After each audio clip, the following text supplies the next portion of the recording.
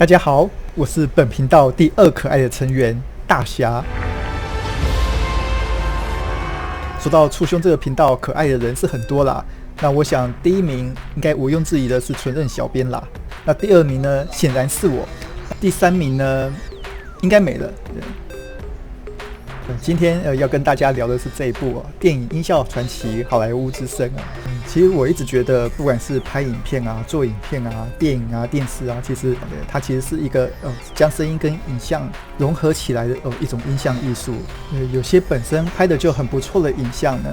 经过音效的调味，让你整个的五感呢都可以感受到它的那个力量在。我觉得音效其实是一个很重要的一个点，在我们做影片上面呢。对，很多人通常都把重点放在影像上面。对，我也常常看到那个摄影师很好把妹，对，我从来没听到什么音效师很好把妹的事情的。虽然现实并不是每一次都可以允许，但是我在我可以的时候，我在我的作品上我也会注意到音效的。像去年跟马大他们合作的《星战》微电影，星战本身它对于电影工业而言，本身就是一个音效里程碑，对，它是一个音效史上一个非常重要的作品之一。对，在后制的时期，受了很多星战迷的帮忙他们那时候给我了一堆连接，都是跟星战有关的各种音效，让我可以好好去发挥这样子。然后你看那个像最后这一幕枪战的部分，那个我光是音效就叠了大概20几层、30几层，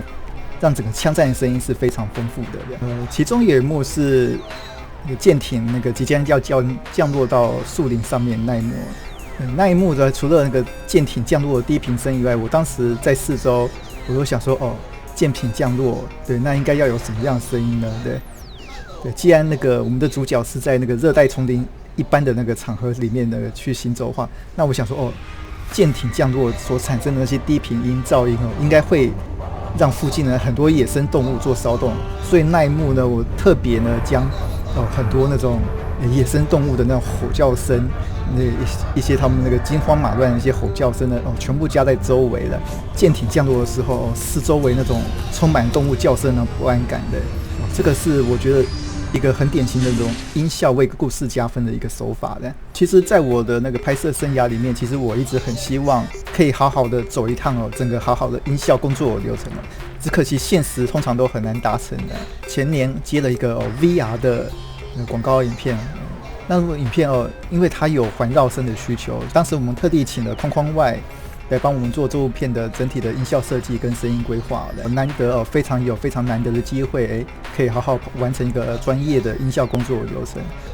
那个时候特地做到了环绕9声道，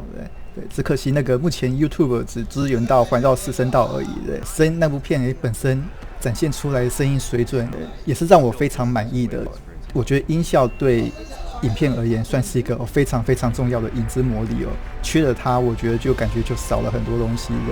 对，在电影《音效传奇：好莱坞之声》里面，你可以看到很多电影音效界的大师们跟大师导演们，他们畅谈他们对电影音效的心路历程。对，我觉得对这方面这个影之魔力有兴趣的人，都可以好好欣赏这一部电影《音效传奇：好莱坞之声》。